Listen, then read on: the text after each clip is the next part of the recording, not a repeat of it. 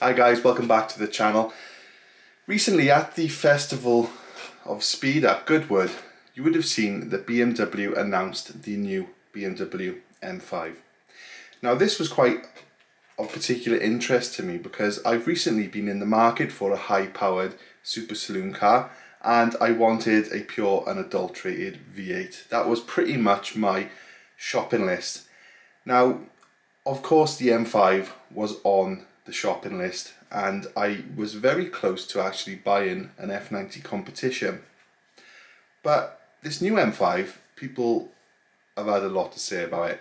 Now, a lot of the new BMWs that are coming out, people have different opinions on the looks. When the M3 came out, people were not very keen on the looks. I think people have sort of softened on that and the looks are growing on people. But recently they showed pictures of the new 1 Series and that didn't go down too well.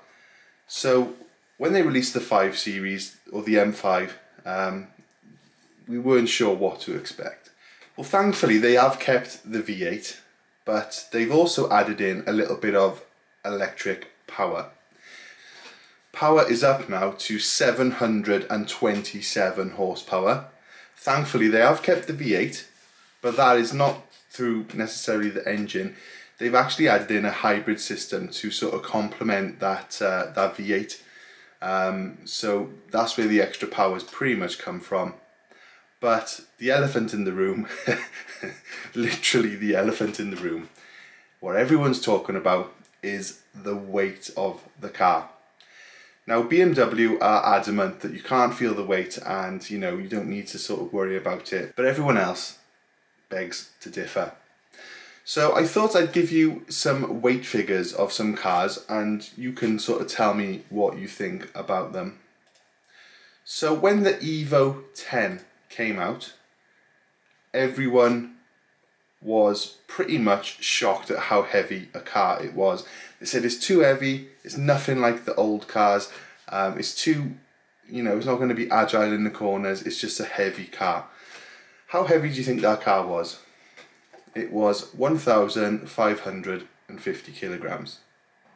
Now moving up, we got my Holden HSV GTS. Now that's a 6.2 litre LS engine. It's got a big fat supercharger on it, big fat manual gearbox, the big diff in the back, heated seats, leather, everything you could ever pretty much ask for out of a big saloon, and I mean a big saloon. It's as long as my van. That car came in at a curb weight of 1.8 tonne.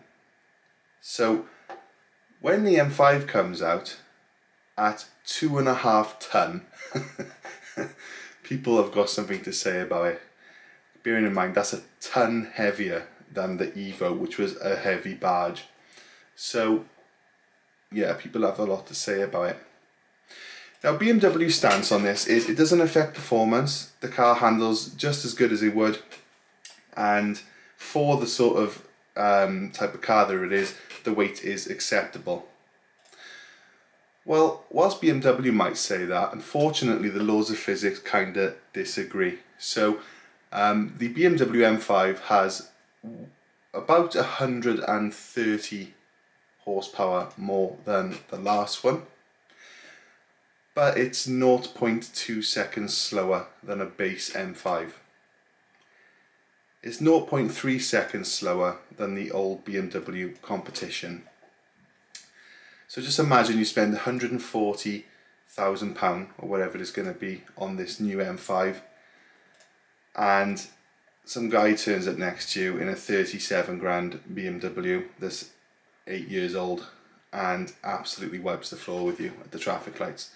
I don't care what they say, nobody's going to be happy that the newer car is slower than the last one. But this is where it kind of gets complicated because we see this quite often as car enthusiasts. The Evos were getting heavier, we've seen hot hatches getting heavier, we've seen manuals dwindling in sales. Meanwhile, every car enthusiast is screaming, I love my old Nissans, I love manual, I love all these Japanese, these quirky cars. Well, where are they all going then? And I think that's where it basically boils down to, is the fact that BMW, they are aware the kind of people that can afford a brand new M5 as a legitimate daily luxury car are not necessarily the type of people moaning on YouTube.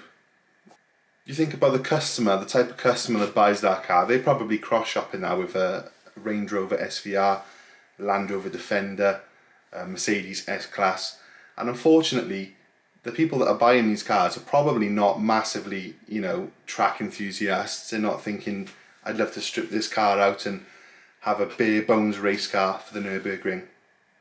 The people with the money, people paying the bills at BMW, they ain't actually necessarily the car enthusiasts that we are. So that's pretty much my 2 cents on it all. I don't think it's a bad looking car. I think if you go into any BMW dealership and look at their new cars, there's no denying they are impressive cars in person. I think looking on the pictures, it doesn't always do them justice. The same with the M3s and the new M2. They look a bit goofy on picture, but you go and look at them, there's no denying they are a nice car to be in or around. But I'm sure the M5 will be no different to that. I just think BMW, they sort of got their hands tied a bit. Although they don't want to admit it, they have to make a luxury high-end car. And unfortunately, in order to do that, with the hybrid tech that they feel like they have to tick the box, it has to be a hybrid. I feel like in doing that, it's got to go somewhere, and it, you know, it's weight. So that is ultimately where it all comes out. So they're trying to tick too many boxes, is my summary. Just make a bare bones race car and have a luxury car. So differentiate the 5 Series and the 7 Series a bit more. That's my 2 cents on it. So hopefully you've enjoyed that video. If you have any comments on the car, drop them down below, and I'll see you in the next one. Cheers guys.